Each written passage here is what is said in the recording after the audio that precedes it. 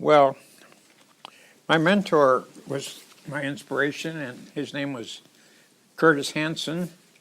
He was the choir director in Brainerd, Minnesota, when I grew up there and graduated. And he encouraged my music and encouraged me to arrange music and encouraged me by publishing my first arrangements and by suggesting I go to Concordia College in Moorhead, where Paul Christensen was the choral director. And that was everything kind of led from that. The inspiration of Kurt Hansen, Paul Christensen, and then Gene Perling. And my first job was at Foothill College in the Bay Area, and Gene lived in San Anselmo, which is just 40, 50 miles north of where the college was. So I was trying to have us sing his arrangements. They were published in a book. There were only a few. And I invited Gene to come down to Foothill and hear us and work with us. And that was the first time we had met, but it led to a wonderful lifetime friendship. And it led to our doing with the fanfares at Foothill College, having each of the singers on a mic. We tried 24 mics at first, and then I cut down the group to 12, and we had 12, and that was manageable. And was new, I think, in educational vocal jazz at that point.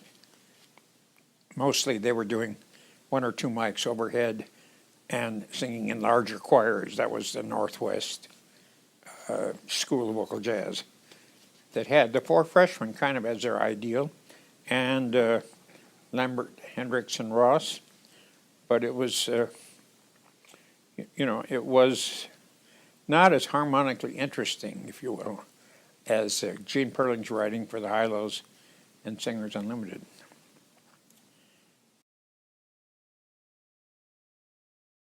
Well, when I started teaching, I didn't really know anything about vocal jazz. I was a serious choral conductor, but I was a jazz pianist, and I found that there was very little available in published vocal jazz literature. So I started writing the very first year. Through Gene Perling, initially, I was asked to edit his music by Hal Leonard. Hal Leonard wanted to publish some more accessible charts by the High-Lows that he wrote for the High-Lows, rather than the Singers Unlimited, which were always 7, 8 parts at least. So these were 4-part High-Lows arrangements, and so they asked me to edit them, which involved mostly just maybe altering the key, but writing a piano part, a bass part, a drum part. And so that was a wonderful experience and a learning experience, because I had a chance to study all of these scores. Everything he wrote for the High-Lows, and many things he wrote for the Singers Unlimited. And that was like going to graduate school, because it was all there. And also through Gene, we had Claire Fisher come to Foothill College. And that was the other main arranging influence, because Claire was a genius, there's no doubt, as a pianist and arranger. And he approached arranging jazz much different than Gene. Gene was vertical, chords. Claire was horizontal, and there were chords that resulted from those horizontal lines.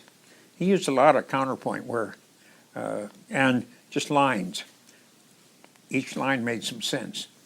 Sometimes it made a dissonance harmonically, but it was wonderful. It always It was always perfect. Well, he wrote them out for sure, but he always made a point of saying, I wasn't a school musician. He went to the school of listening and hearing and getting to know it that way. He was a great lover of classical music as well, and he didn't arrange quickly. I know that he would sometimes say I'd write for 2 or 3 hours and I'd only get 2 or 3 measures or 4 measures on a bad day, you know. But he did work every day at it, I think, or most days. And everything he writes, everything he wrote had a touch of genius about it. And without Gene Perling, I think all of this wouldn't be. We can talk about the Meltones, and we can talk about Lambert, Hendricks, and Ross and the 4 freshmen, and they were all wonderful. But without Gene Perling, all of this after Take 6, the real group, the Phil Mattson singers, New York Voices, all of that is Gene Perling inspired.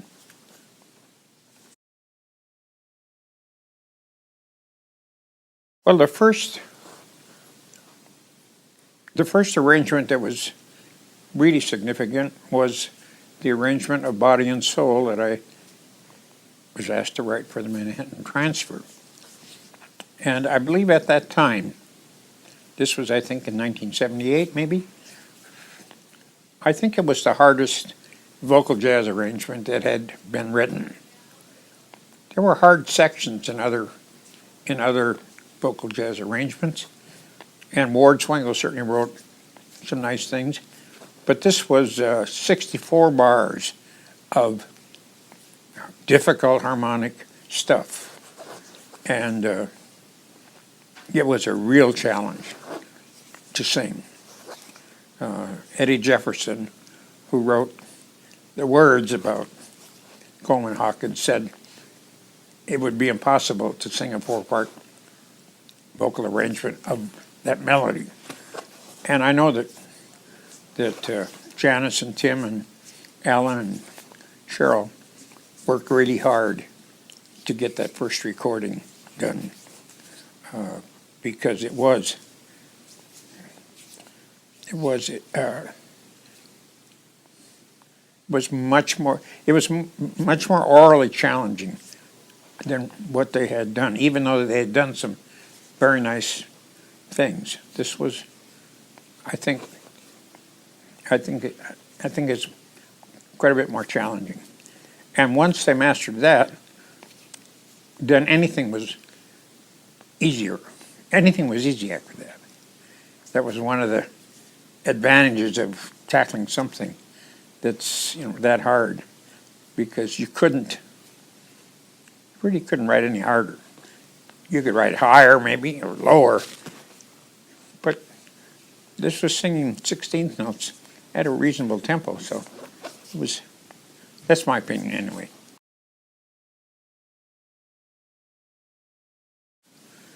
Well, with Body and Soul, it was recorded in the key of D flat. That was Coleman Hawkins. That's the standard key for Body and Soul. But to sing it in D flat would have put, as it was, we went down to A flat, so down a fourth, and still the highest note was a C, 2 octaves above middle C. So it would have been a high F, which, that's not really practical. You could do it for one note, but still it's not comfortable. So that concession, that was about the only one. And when you have 4-part writing, most of the time you're not going to be spread from way down low to way high. In other words, most of your writing is going to be in 4-part, fairly closed position, with the voices within an octave, or maybe just slightly more than an octave. Always there are exceptions, but not for extended passages. And I'm so thankful to have been given that opportunity to write that.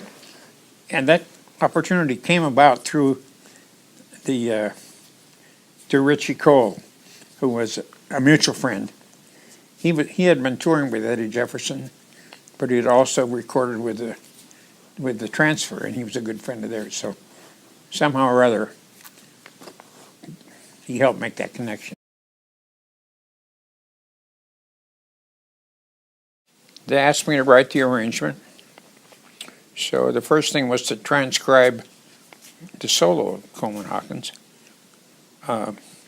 which in those days, if you remember, this was it was almost pre-cassette. So it was really, you had to play drop the needle, and so that was a kind of a challenge. And then change the key. That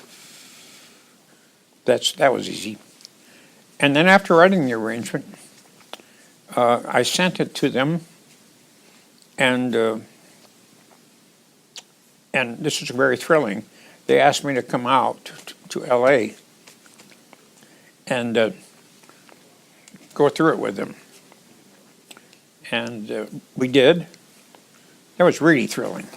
It was the first time I ever had sushi.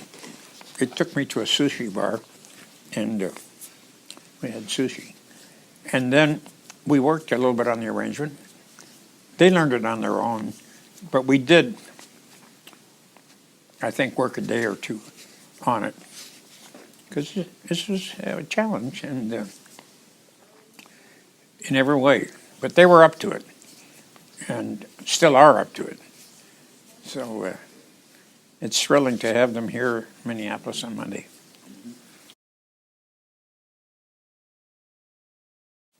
After Body and Soul, all kinds of doors opened, and I got offered to write. I think first maybe it was Chanticleer, and I wrote 2 arrangements for them. But I'd only seen them once or twice live, but wonderful group. The real group, I met the members when they were touring in the United States with the Swedish radio choir, directed by Eric Erickson. They were members of that choir. They were still not really formed as a real group yet, but they were just about. That was about 87 or so. And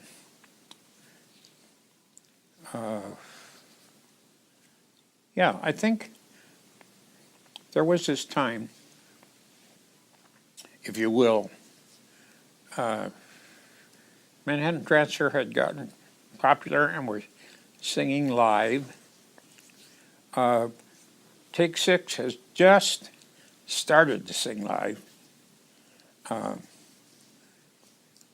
And the group called Phil Mattson and the PM Singers, at that point, this would have been 83 or 4, they were probably singing the hardest music of anybody in the world, and singing it at an extremely high level. It was a very talented group, and that group did influence New York Voices and the real group, and Take Six.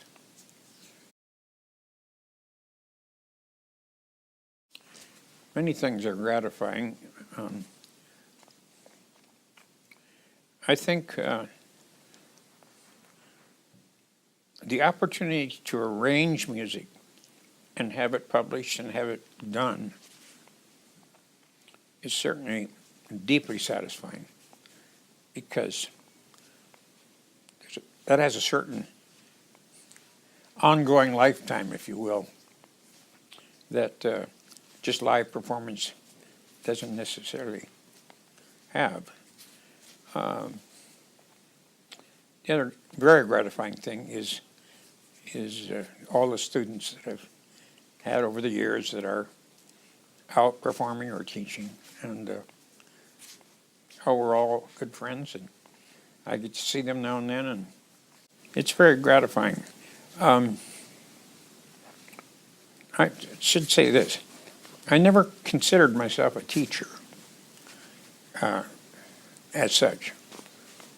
I considered myself, I was a working musician, working with college students, and they were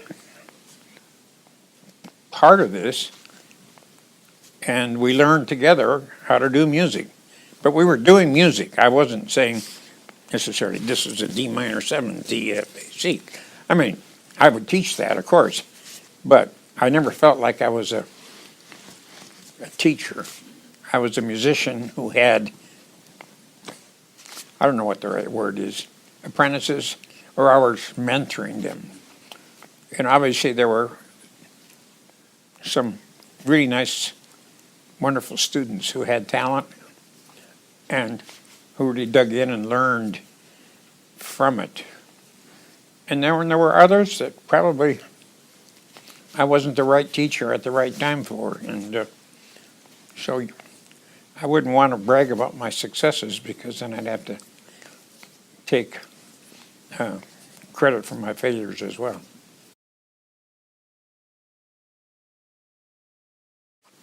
There are these really nice arrangements of Gershwin tunes, of Cole Porter, of Irving Berlin,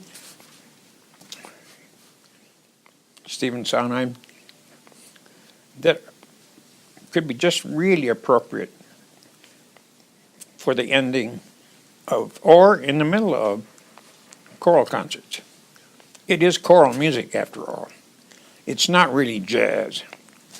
Gene Perling never wanted anything that he wrote to be called jazz. He specifically said, please, we're not jazz singers. Most people would say, well, yeah, but you're really a vocal jazz group. But no, it's just music, good music. Music written with integrity, where every note is right, where it's written for the ages, not for today's consumption. Huh? And so it shares all that wonderful stuff with Bach and Mozart and Brahms. And I think there's a really nice possibility for some of these arrangements to be done by concert choirs. After all, it's sacred, you know. All music is sacred, in my opinion. Good music. Sacred. Maybe that's a bad word. All good music is life-affirming.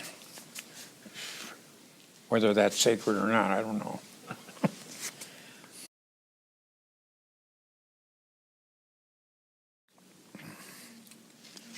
I just appreciate the chance to speak, and I don't claim to be an expert for sure, but I do have passion about choral music, and that's really what we're talking about. Words tend to divide people, huh? Because as soon as you call something jazz, then you have everything else which is not jazz. So immediately there's a wall. We have to use words, but they're oftentimes more dividing than community building.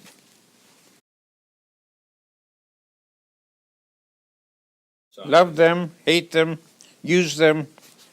Yeah, the first time I heard that recording, I was driving to school in Creston to teach. And somehow I had just gotten that CD or cassette, I don't know what it was, and I thought, oh my God, what a text. What a text this is. That's been a concern of mine ever since I started teaching, was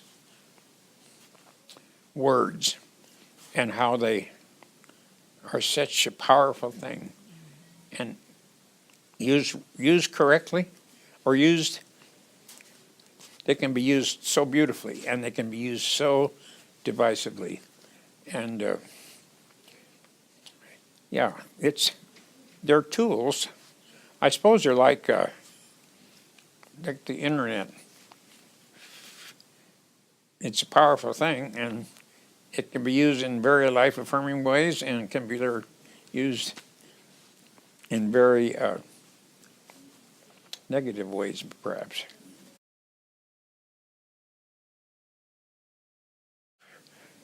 I was really fortunate that I went to the school I went to at Concordia College in Moorhead, where there was a big requirement to take philosophy and religion. So I ended up getting a major in religion and philosophy as well as music. And it just started this quest for trying to figure out how music fit in the whole human scheme, and was it really as great as some people said? Was it one of the greatest expressions of the human race, or was that just some musician who loved music speaking? It's hard to be objective when you love music, about music, you know? Can you be objective about the girl you love? Well, maybe. But you better not. So, yeah, I think it's really important for a musician of any kind, instrumental or vocal, classical, jazz, to try to develop a philosophy about what they're doing and why they're doing it and what good does it do. Try to be the least egoistic about it. Try to appreciate it as a wonderful gift that we have, and use it, do it. But don't think just because you were born with a talent that puts you in some super class, you know.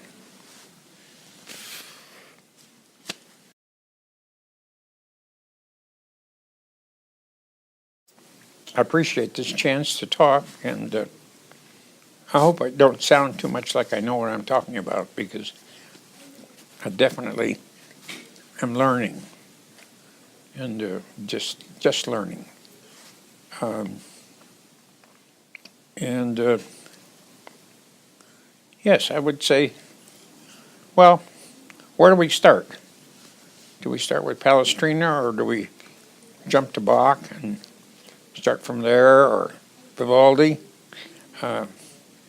It's a wonderful thing to join these rank of these musicians that have given us this wonderful music over the years, over the ages. And then with jazz, with Louis Armstrong and Charlie Parker and Dizzy Gillespie and Clifford Brown, and just to be able to walk in that band, walk with that group, and it's a beautiful thing. And I think a really beautiful thing, if I can close this way, I think the more one devotes oneself to trying to become competent as a musician, that process just has to bring humility. There's no other place you can go. You can practice and practice and practice, and music is always going to be bigger than you are. And you'll get better, but the music is still here, and we're here. And so it's a great discipline for bringing about humility. And humility is a great place to live and end with, I think. Thank you, Al. Thank you, Phil. Yeah.